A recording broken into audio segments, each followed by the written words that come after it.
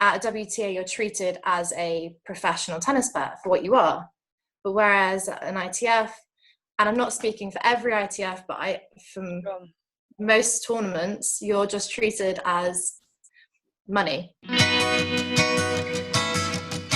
Hey guys, welcome back to the tennis vlog and the first episode of a new series, a chat show where each episode I will be joined by a different special guest from the tennis world. And today I'm so excited to be joined by Alicia Barnett, GB tennis player, who knows quite a bit about some topics that have been at the forefront of the tennis news recently. If anything good has come out of this whole coronavirus situation, I think, in my opinion, it's that the ITF and the struggles at that level of tennis have had a bit of a light shined on them. And for anyone who's not aware, the ITF circuit is the tier of competition just a step below ATP and WTA.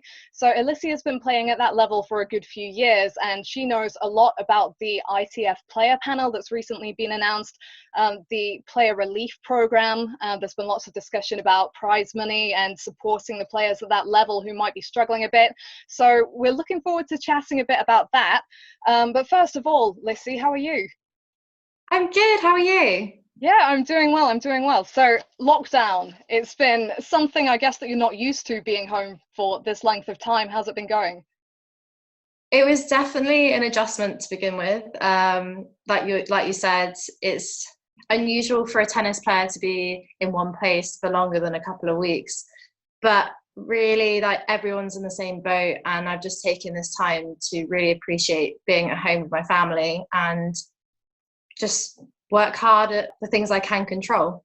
Yeah, absolutely. You mentioned family there. Tell us a bit about the family, who's at home, who's elsewhere. Yeah, so I'm one of four, and I've got an older brother and sister and younger sister, and everyone plays tennis, which is why I got into it. At home at the moment, I've got my younger sister and my dad. So we haven't got into too many arguments, but it's actually been very nice. My older sister and my nephew live in the village as well. So we do occasionally do our walks past them and wave through the window, which is nice. Oh, nice stuff. Good way to work it. So you mentioned you all played tennis. How did that happen? Did you have tennis playing parents? Was it something that you were just introduced to at a young age?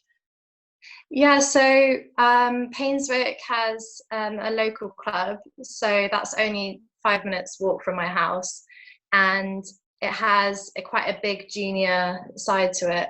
And my first tennis coach, believe it or not, my dad was actually having a tennis lesson when my mum went into labour with me. So No. thankfully he had his phone on, but so that's Lorraine Ristic. She's been a big part of my life from before I was born. So yeah, everyone plays tennis in my family. Well, that's fantastic. You're never short of someone to practice with, right? Or argue with.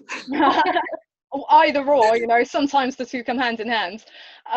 Okay, so I noticed as I was doing my bits of research, I met you last year, but I didn't know at the time that you'd actually gone the college tennis route, which is proving quite popular at the moment with Brits and players from all areas, really, who are seeing that as a good way to progress their career. Why did that appeal to you? What made you make the decision to take that road? Yeah, so I always wanted to play professional tennis, and at the age of 18, well, more 17, I didn't think I was mature enough as a player or a person. So that was the natural route for me. And at that time, British tennis, university tennis, wasn't quite at the level it is now. Sure. So the only option I had really was American college. And so my last year 18s, I started playing junior ITFs. So the colleges had a better context of my ability.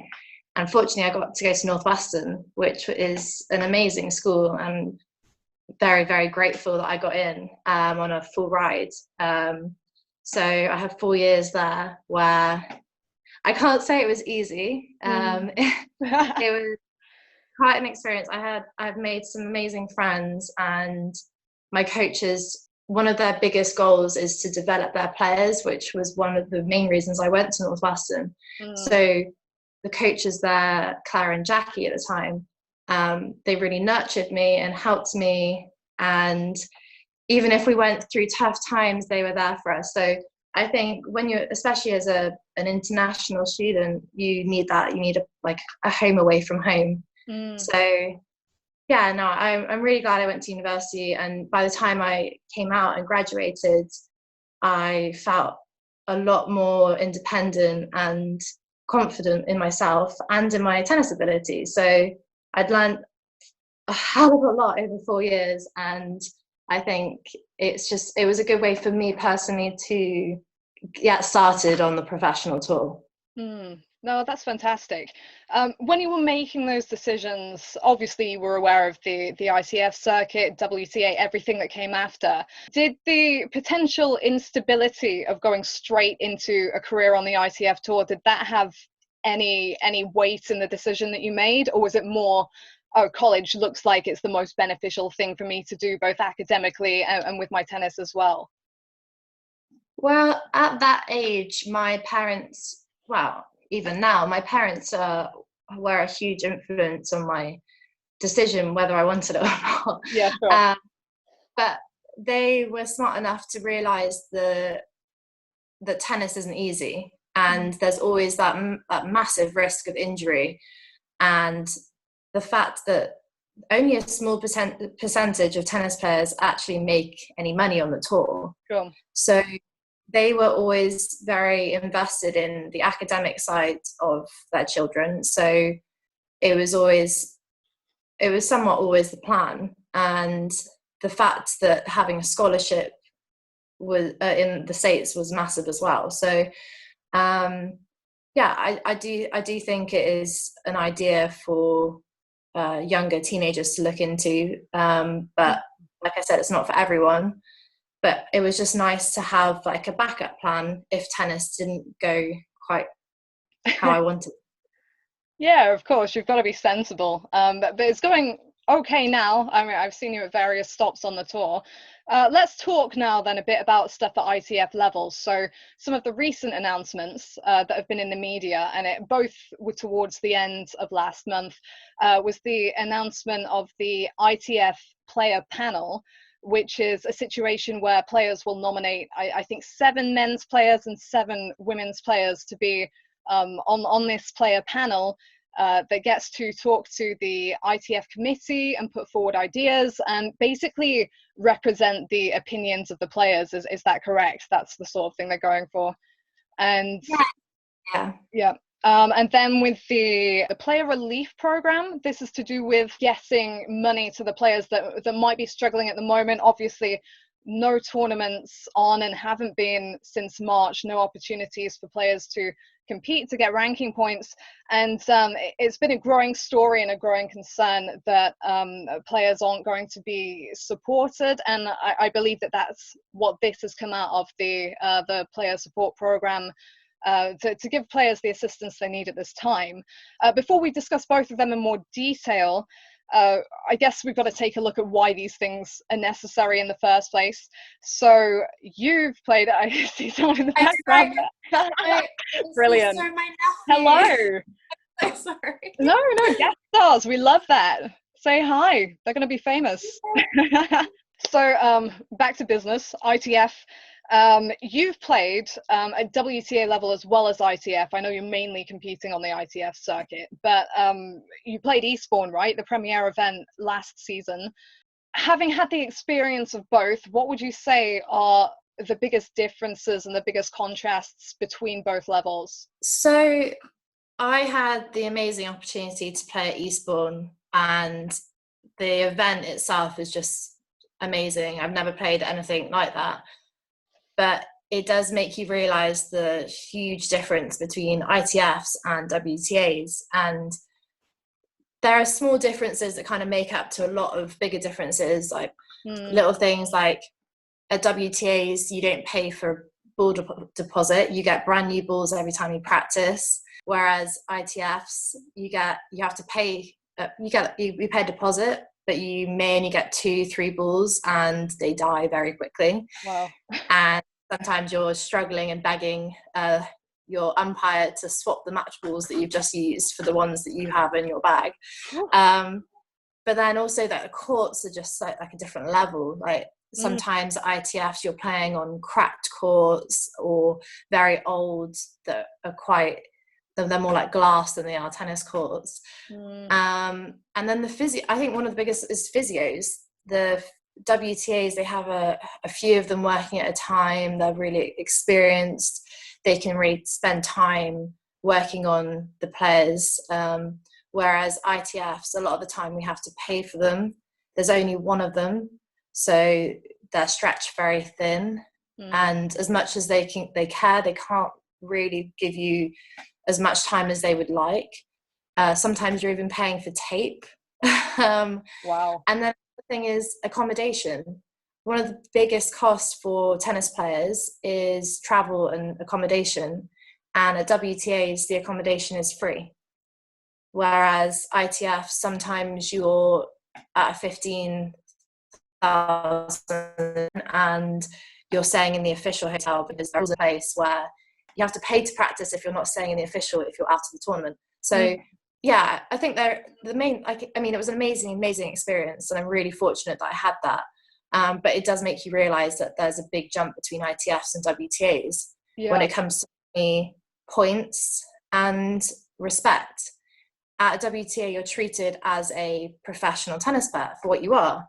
But whereas at an ITF, and I'm not speaking for every ITF, but from most tournaments, you're just treated as money. Like keeping that hotel afloat out of tourist season, or just there to pay the entry fee and go. I mean, that's like one of the biggest differences that I experienced. Yeah, it's interesting, isn't it? Because it's the same sport, but it's like two different worlds. And I've spent a lot of time at ITF tournaments over the past 2 or 3 years, so it's something I'm becoming more familiar with. I'm seeing a lot of the comments from players and stuff, but just with the ITF kind of hitting headlines recently, I noticed a couple of comments on Facebook. Don't read Facebook. They don't always seem to know what they're on about, but so I noticed someone saying, oh, tennis players don't need help, you know, they're rolling in it, they have luxurious lives. And I just had to stop there for a moment and think, wow, there are still people that think like this, and they don't understand that the majority of tennis players really are having to fight for every penny, and it's not a glamorous lifestyle at all.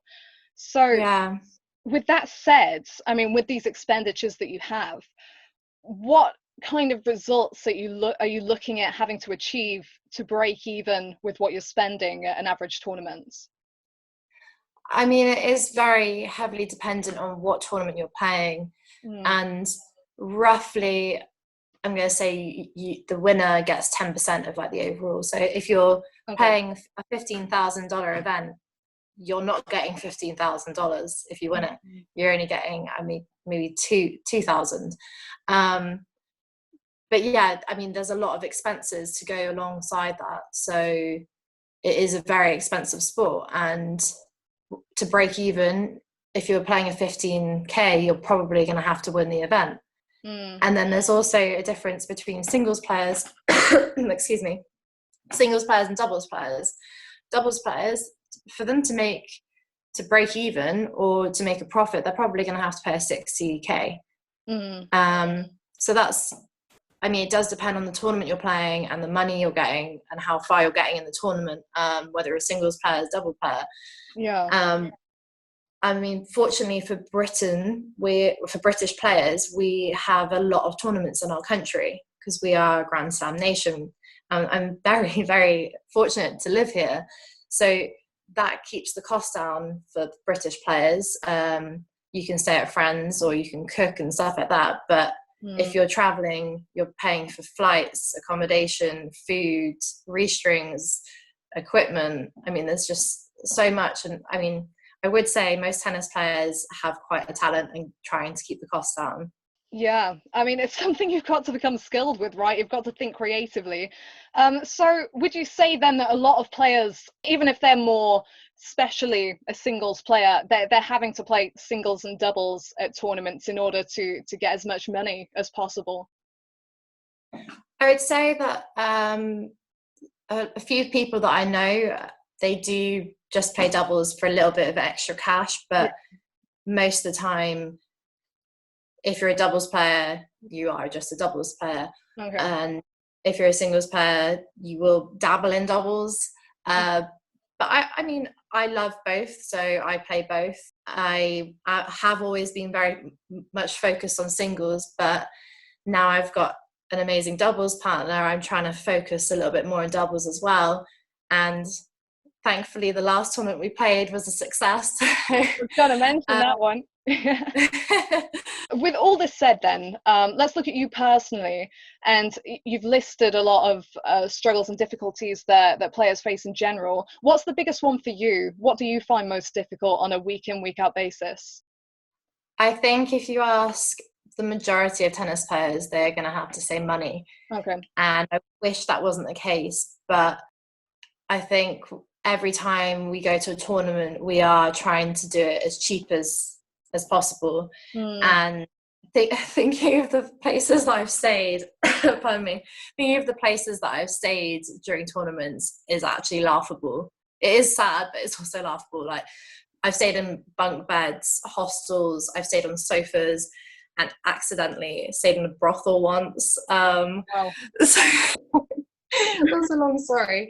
But yeah, I think what I've learned, if anything, is sometimes your performance can be hampered by that. So it is worth spending a little bit more money on staying somewhere a bit nicer.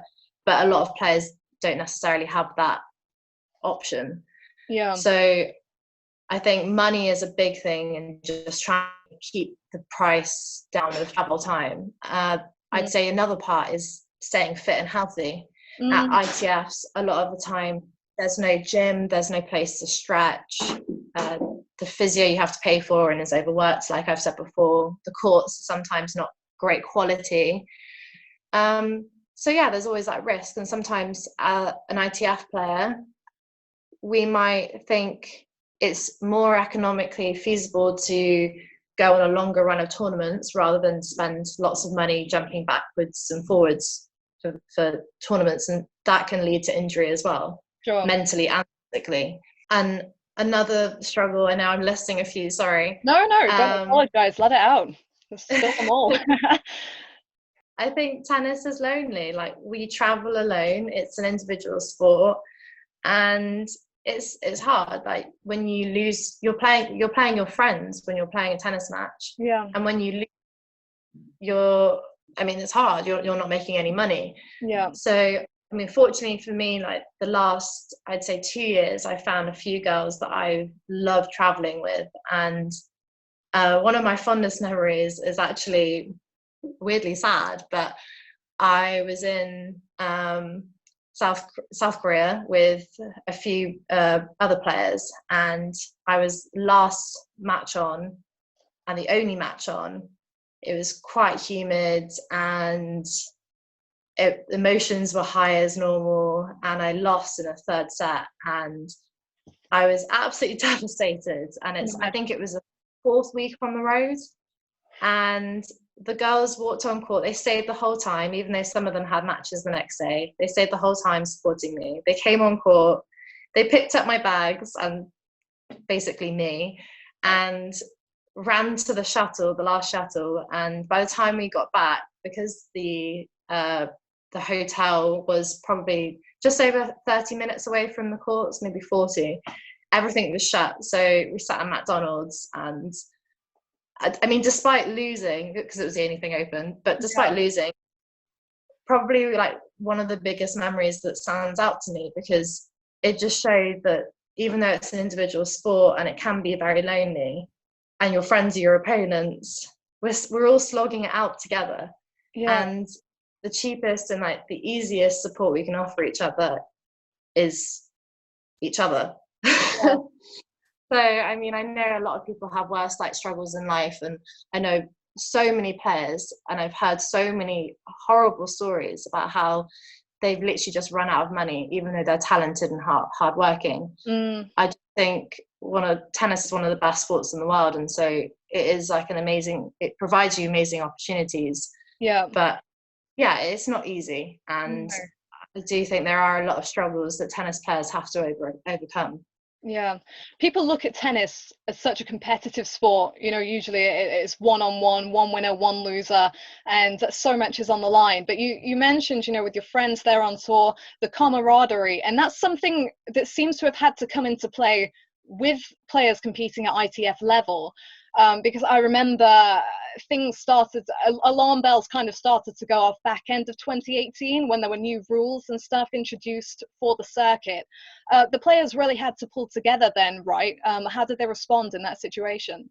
It's sad that it took such a radical change to the tour for players to have to band together, but I think one of the girls, Anna, really stepped up. She's now retired from tennis, but Anna Brilliant, yes. Yeah, she's I know her personally, and like we worked together to actually write the letter that was sent to the ITF. Oh, fantastic. And I think that's like the first time that, for me, I mean, even for me, like I hadn't thought about how we could actually make a change and make an impact. And when I had that chance to work on this letter with Anna, it kind of opens your eyes, like we can actually make a change if enough of us make a noise, and yes, and if enough people are making noise, then our voices will be heard eventually. And I mean, there's proof in the pudding, like the changes were revoked and it was changed back. And so I think it was an amazing journey for tennis players. I don't want to sound cheesy, but I think it was interesting to see how everyone banded together. And now there is a Facebook page that has these players versus ITF and people sharing information constantly. So I think it's amazing that the ITF have actually come forward with this idea of a player panel. And so I think that is just the first step in the right direction.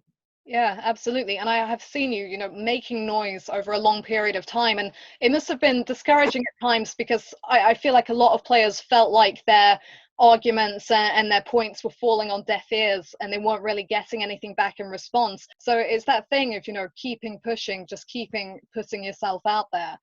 And now we come to another of the reasons that the ITF hit the headlines, which was to do with comments made by Dominic Thiem. Now, these comments were made in German, so I just want to say that there have been a lot of quotes and meanings lost in translation, because it hasn't quite been translated correctly. But to do with this ITF Player Relief Program, Novak Djokovic got on board and suggested that I think that top 100 players should pledge between something like $5,000 and $30,000 to the fund. Thiem wasn't entirely supportive of this, and I think his general theme was that he would rather give his money to people that are suffering health-wise, because of the coronavirus and that kind of thing. But one of his comments was that players at ITF level are not always very professional and therefore don't actually deserve his money. Now, in my opinion, watching over the years, if professionalism was a person, if professionalism was personified, it probably would be Dominic Thiem. He's obsessed with the sport, and the level that he goes to is, I think, quite difficult for most people to attain to. But Lissey, you're on the tour, you see these people day in, day out. What's it like percentage-wise? Because there's always going to be someone that's not quite giving 100%. But generally, what's it like at ITF level? How much are these people giving? Firstly, I would like to say that I think it is his money, and he has it should be his choice whether he where he donates it, if he donates it. Sure. But obviously, it would be nice if it was towards other players. But yeah, I think with any sport you will have some people that just have a terrible day, and you don't know what's going on with their life or what's going on in their heads. And I think tennis is an incredibly mental sport, so maybe they don't look like they're trying, but they are. Yeah. There are some people that are so laid back that you think, are they even there? But I think if you're playing, then most of the time players, like the commitment you have to make and the sacrifices you have to make, you're not going to just be there, especially more when you're an adult and you're not financially supported by your parents anymore. I think it is just a little bit more serious. And of course there are going to be people who just don't want to be there on that day, but I wouldn't say across the board. I'd say people are very hardworking, and most of the people that I know and have come across probably work a little bit too hard, and I mean, they get desperate for money and they're so uptight about it that kind of hampers their own play. So I think it's a little bit of a sweeping statement for him to say that, but I mean, I'm biased, of course, but no. But then, if you look, I mean, I've got an outside perspective, and my opinion from watching these players over the years is that, you know, you've really got to be committed to this sport to actually have a ranking, whichever ranking that is, and sustain it. Because when you commit to professional tennis, you've got to commit to the traveling, you've got to commit to the training off the court, you've got to commit to playing the matches. So it does consume your life. And if you're not committed, then you're not going to be sustaining a decent ranking, a ranking top 500, top 700, because of the physical and mental demands of the sport. And like you say, you know, mental struggles sometimes aren't to do with, I don't want this enough, but more to do with, I want this so much that it's driving me crazy, you know, and it's putting me in a difficult position. So I mean, you see it from where you're stood, but my opinions would be incredibly similar. And what I would also say on this particular thing is that, I mean, let's look at the example of football. Now, soccer, for anyone who's America, is a bigger sport than tennis, right? But tennis is also one of the big sports. And I was looking at salaries and earnings and that kind of thing, just with this whole discussion that's going on, just to try and find out some of the numbers. Right, the Premier League, okay, in football, 20 teams, 25 player squad on each team, so you've got about 500 players there, and each of them is earning an average of 3.5 million a year. That's 500 players. Now you're ranked just outside the top 500 in singles at the moment, and you haven't seen anything close to that kind of money, right? I mean, if anything, I've made a loss every year, so not quite in the millions. Exactly. So I think the point here is that, you know, with the money that's in tennis, maybe the argument is the money is there, maybe not to the extent of football, but is it more of a case of spreading that money down the rankings ladder more fairly? So I personally think that there's a way to filter down the money, and I know the reason they changed because originally when I first started playing after I graduated in 2016, I think they just changed it from $10,000 events to 15,000, because they realized, I can't remember the fact exactly, but it was I think over 50% of the money was in the top 20, I think. Wow. But don't quote me on that because I'm not entirely sure. I'd have to check it. But it was like it wasn't proportional to it wasn't like distributed fairly. And some would argue that the people at the top are the ones that are bringing the money in. But I think there is a way that the Grand Slams could filter down more money to the lower levels and just have more even spread of money. So, because at the end of the day, the average age of a tennis player is getting older. And for people to stay and to sustain their competitive tennis and have like that tennis longevity, they need money. But if they're playing 25s and 15s, that's not going to happen unless they're winning most of the tournaments. And so I think there definitely does need to be research done into how they could filter that money down to the lower levels. Yeah, absolutely. What do you think then of the concept of the player panel? What opportunities do you see there? I mean, right now it's not entirely clear like how much power the people on the panel will have. try saying that 5 times really fast. But I think it's just such a good step in the right direction. I've heard a lot of negative things, but I think we need to be more positive and realize that this is a sensitive time, and having something that is certain is good. Like, control the things that you can control. And I mean, I think it's amazing that we can try and bridge a gap between the players and the ITF. And I just think whoever gets elected, I mean, I hope it's me, but whoever gets elected, I hope that they do think about every player, and they do have an open mind, and they do think through what they're going to say, because I think what the panel will be is more of like an advisory committee where they will bring what they think and their thoughts from the players en masse, and bridge that gap between the players and feed that back to the panel, so these panel members can make an informed decision when they're making changes. Sure. And the members of this panel are going to be voted in by the other players. You want to be one of those members. With your personal experiences, what do you think you can bring specifically to the panel?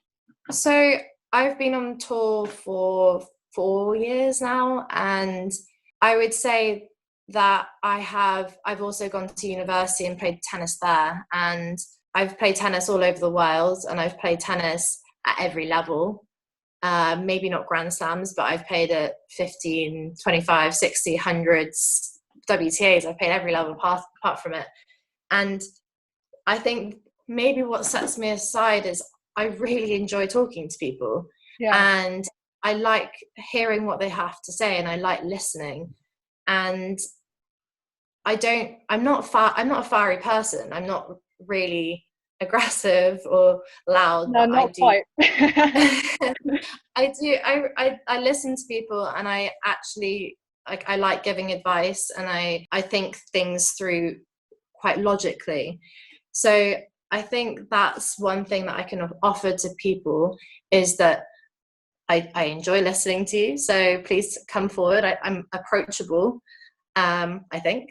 Yeah, definitely. And I have friends across the world, whatever age. I don't really think about that anymore. I just think you're a person. I don't really think you're a 40-year-old or whatever. But I don't know, like, I hope players will vote for who they think will be the best representative, and maybe not necessarily their friends. And I would respect my friends' decision if they didn't think I was that person. But at the end of the day, I really believe that I can make a change, and I hope that maybe people will see that it's not just off a whim. Like, I have been involved in the past with Anna, with the Players versus ITF, and this is going to be a good change. I think it's a good step in the right direction. So yeah, fantastic. Like I say, it's a horrendous situation at the moment, lots of struggles for lots of players, but maybe it has given people the time to think into the areas of tennis that need improvement, and this is a result of that. So let's look into the future then. 3 years' time, where would you like to see ITF tennis at that point in time? I would like to see it so tennis is more sustainable for the long term, for players that are invested in it and want to see it more as a career and not just a job. I want to see more equal distribution of facilities and help through the levels, whether that means more physios or more money into that. Help when it comes to accommodation, maybe more housing on offer so people can save money in that way. And I think, there's so many things that I could wish for. I made a 3-page document with all the things that I can think of, and I've had to summarize it into 1 page. But tennis can be quite an elitist sport, and I think when a player gets a lot of money invested in them, that gives them a better opportunity at doing well.